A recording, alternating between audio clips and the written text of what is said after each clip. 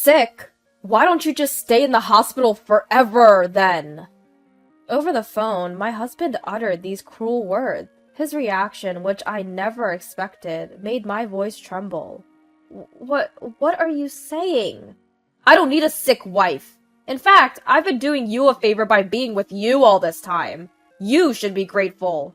My husband left me alone with my illness and went off on a trip with his lover.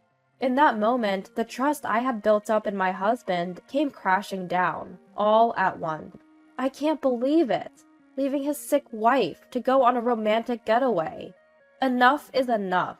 I will show no mercy. Now I will seek revenge, by any means necessary. My name is Lizette, and I'm 28 years old. I've been married to my husband Hervey for 2 years now. We met at the cafe where I used to work. He was a regular customer who approached me, and our relationship blossomed from there. After dating for about a year, we got married without a hitch. I lost my parents when I was in 9th grade. All that was left for my family's house and the inheritance from my father, who was a businessman. Thanks to that inheritance, I was able to go to college. I owe everything I have now to my parents, and I'm grateful. But losing both parents at once left me with wounds in my heart that are immeasurable. I was always afraid that someone I loved might suddenly disappear from my life. I fell into this groundless anxiety, and there were times when I even started to distrust people. During my relationship with Hervey, I expressed my fears many times. He was the one who accepted me with all my insecurities. When he proposed, he said, "I will never leave you, Lizette, and I'll always protect you. So please marry me." But I don't have a family. I will become your family. Huh? I'll be with you as your family for the rest of our lives. I won't let you feel lonely anymore. Hervey. I believed in his words and decided to get married. After getting married, we moved into the house where I had lived with my parents. Having lived alone for so long, married life with him was so bright and happy, it was dazzling. After we got married, he didn't work late, and he came straight home every day. It became normal to eat dinner together, and before bedtime, we would slowly watch a movie together. Those were joyful days. However, about a year after we got married, my husband's overtime work suddenly began to increase. Though his overtime had been almost zero, it gradually increased to 1 or 2 days a week, and before I knew it, most of the week was filled with overtime. 2 months later, business trips were added, and our time as a couple drastically decreased. Dinner became a daily routine that I ate alone. At first, I endured it, but unable to bear the sudden change in our lives, I decided to open up to my husband.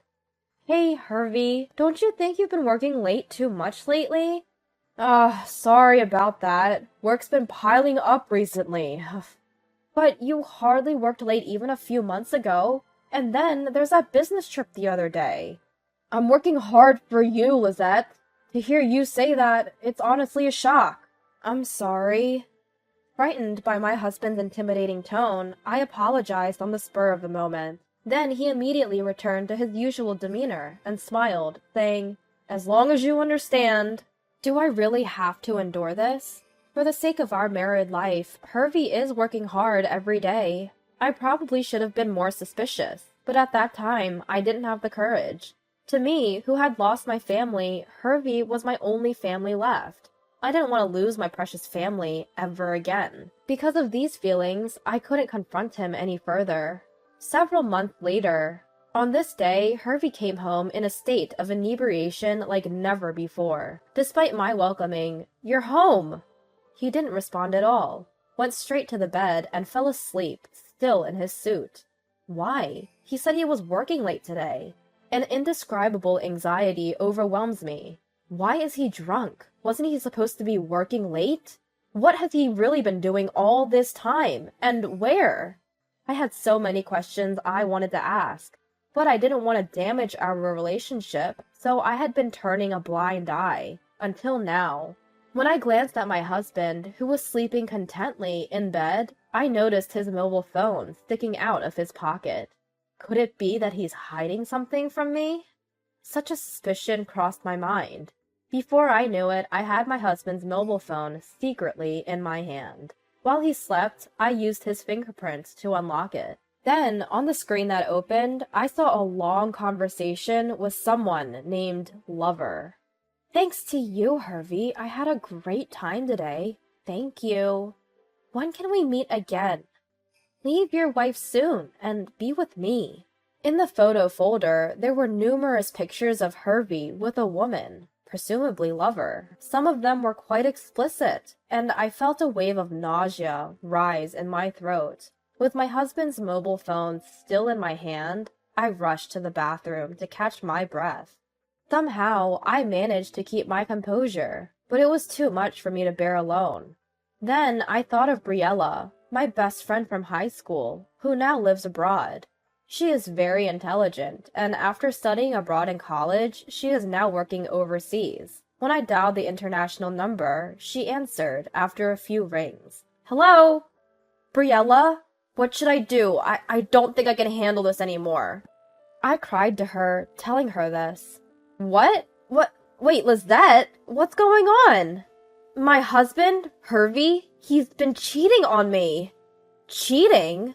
I explained the whole situation to Briella, about how after a year of marriage, his overtime and business trips suddenly increased, how he came home drunk, even though he said he was working late, and how I had seen evidence of his infidelity on his mobile phone.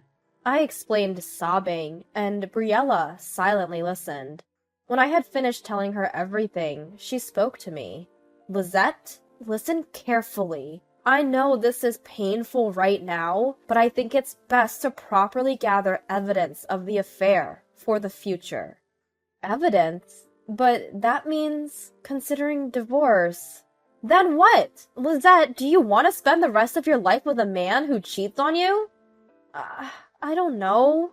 I know that you care about your family, Lizette, but can someone who makes you miserable truly be called family? Briella. Her words woke me up. I realized that I had unconditionally believed everything my husband had said. It was strange, thinking back, how suddenly overtime and business trips had become so frequent. Out of fear of losing him, I had turned my eyes away from reality. With Briella's advice, I decided to start taking steps towards divorcing Hervey. First, I transferred all the evidence of his infidelity that was on his mobile phone to mine. Briella introduced me to a lawyer she knew, and I diligently gathered evidence, guided by the lawyer's advice.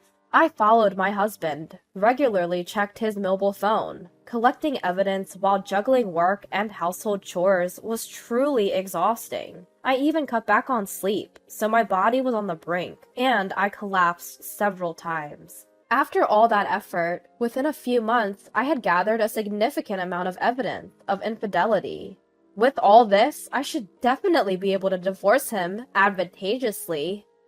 Finally, all my hard work seemed to be paying off, but just when I thought that, I collapsed at work and was rushed to the hospital. I thought it was just exhaustion, but the examination revealed a certain illness. I had to be hospitalized immediately.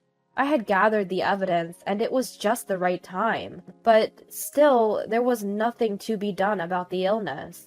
I called my husband to tell him about it. Hervey, can you talk for a moment? What? Didn't I tell you I'm on a business trip for a while starting today?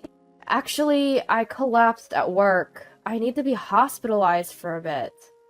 Huh? So? What do you mean, so? Is that all you have to say? You're going to be in the hospital, right? You'll be safe there. By this time, my husband had lost interest in me and was meeting with his lover almost every day. His treatment of me had become so careless that I even wondered if he was trying to get caught. Naturally, my feelings for him had completely cooled off. I was fed up with his complete lack of concern, and I couldn't help but ask, "You're thinking it's lucky that I'm hospitalized, aren't you?" Huh? What are you talking about all of a sudden? That's a pain. But it's true, isn't it? Today, you're not going on a business trip. You're going on a vacation with your lover. What? How did you find out about that? It's pretty obvious. Did you actually think you were hiding it? I thought he would deny it more, but my husband surprisingly admitted to the affair quite easily. Perhaps thinking he was already caught, he suddenly became defiant. Yeah, that's right. I am having an affair. You got a problem with that? Ugh. How can you be so brazen? After all this time, you've been deceiving me. It's your fault for being fooled, right? And why don't you just stay in the hospital forever? What are you talking about? I don't need a sick wife. I've been doing you a favor by staying married to you this long, so be grateful. In that moment, all my feelings turned into anger towards my husband. Be grateful? This is not the married life I wanted. He's making a fool of me. I'll make him regret this. I will never forgive you, Hervey. Holding back the urge to scream at him, I calmly tell my husband. Then he responds with propagation. Feel free to do as you wish. You can't divorce me anyway. Why do you think that? Because it's true, right? I'm the only family you have. If you lose me now, you'll be all alone again. Are you okay with that? Huh. Family. Huh. Just behave and we'll remain a family. That's the deal. I'm off to enjoy a trip with my girlfriend. You have fun in the hospital too! With that, he callously hung up the phone. At that moment, a sweet, syrupy woman's voice could be heard through the phone, saying, "Are you done yet?" Perhaps he doesn't feel the need to hide it anymore. Even if his affair is exposed, he thinks I can't move forward with a divorce. Don't underestimate me. If he thinks that just by using the word family, he can fool me so easily, he's sorely mistaken. If you're feeling that way, just know that I have thoughts of my own. As I was filled with determination, I received a call from Briella, perfectly timed. I quickly explained the content of the previous conversation. So, that's the situation. Hervey seems to think I can't divorce him. What? Seriously? How much more can he belittle you? I know, right? Well, I'm planning on getting a divorce. The biggest problem is what to do after the divorce. What do you mean? You see, and Briella probably knows this too, the house I'm living in now is mine. So even if I divorce him, I don't know if he'll leave right away, and since he knows the address, he might come back. I see. After a moment of thought, Briella excitedly exclaimed, "That's it! Hey Lizette, I have a great idea." Huh? I opened my eyes wide at the idea that came out of her mouth. But now, I don't have time to hesitate. I accepted her proposal and decided to proceed with the plan simultaneously with the hospitalization. A few days later, today is the day Hervey comes back from his trip with his lover. I, who had already been discharged from the hospital, had been eagerly awaiting his reaction. As expected, I got a call from Hervey in the afternoon. Hello? When I calmly answered the phone, he suddenly raised his voice in anger. Hey, you! What's going on here? What do you mean, what's going on? Inside the house! Everything is gone except for my personal belongings, isn't it? Yes, that's right. Is there a problem with that? What? Where did you take all the furniture and appliances? You didn't sell them to get back at me, did you? Of course not, silly. I moved them to my new place. What? A new place? The word new place seemed to surprise him quite a bit. I guess the idea of me moving out on my own never crossed his mind. Hervey continued to blame me in a strong tone. Don't mess with me! You can't just move out on your own! We need to talk first! Tell me the address! Huh? No thanks. What do you mean? Are you saying it's fine if I don't come back? Yes, it's fine. What? I don't want to see you anymore, so I moved out, quietly. Oh, by the way, I've already sold the house. Please move your stuff out by the end of the month. What are you saying? You still don't get it? I'm saying, let's get divorced. Finally, I laid the divorce on him. My husband seemed quite confused, repeating words I couldn't quite make out over the phone. Whether it was my bringing up the divorce that bothered him, he eventually started lecturing me in an arrogant tone. Do you really think it's okay to say that? Divorce means our family will be gone, you know? I know, but we haven't been a family for a while now, have we? Don't mess with me. I've always been with you as a family, as a husband. If you insist on divorce, then pay me compensation. Huh? Compensation? Do you even know where you stand? If anyone's paying compensation, it's actually you, okay? Huh? It's not huh. Just so you know, I have more than enough evidence of your affairs. Of course, I'll demand as much compensation as possible from your lover, too. My husband's voice suddenly became very small over the phone, and I could feel his panic. Realizing that he was the one who would be demanded to pay compensation, he quickly changed his attitude and began to plead. Wait, please, I was wrong. Yes? I'll break up with her. I'll start over with you as husband and wife, so please, just spare me the compensation. My husband is pitifully begging, repeatedly saying, forgive me. With each plea, my feelings for him cooled further, eventually turning into irritation. As if to completely sever my attachment to my husband, I shouted out loud. Enough! You've cheated on me over and over, making a fool of me, and now you say forgive me? Don't kid yourself. I no longer think of you as family. You're the worst kind of man, cheating on your sick wife. I refuse you from my end. Ugh, Lizette, please listen to me. You don't want to be alone either, do you? I don't care about your story. Your excuses are worthless. I won't cling to you anymore. I don't need a family like you. Just go to hell with your mistress. I hung up the phone unilaterally and blocked his contact. Afterward, I left all dealings with him to the lawyer I had previously hired. At first, my husband was reluctant to agree to a divorce, but frightened by the lawyer's words, divorce mediation and divorce trial, he finally agreed to divorce quietly. I continued to demand compensation in a lump sum from both him and his lover. Perhaps because he had told her, it'll never be found out. His lover became furious upon being asked for compensation. She paid me the compensation and immediately ended her relationship with Hervey. Being his junior colleague at the company, the whole office was abuzz with talk of my ex-husband's affair. He couldn't stand it any longer, so he voluntarily resigned from the company. Only debts remained for Hervey. Even when he asked his parents for assistance, they coldly cut ties with him. Now, he can't find a new full-time job, and he's desperately juggling several part-time jobs, struggling to pay off his debts every day.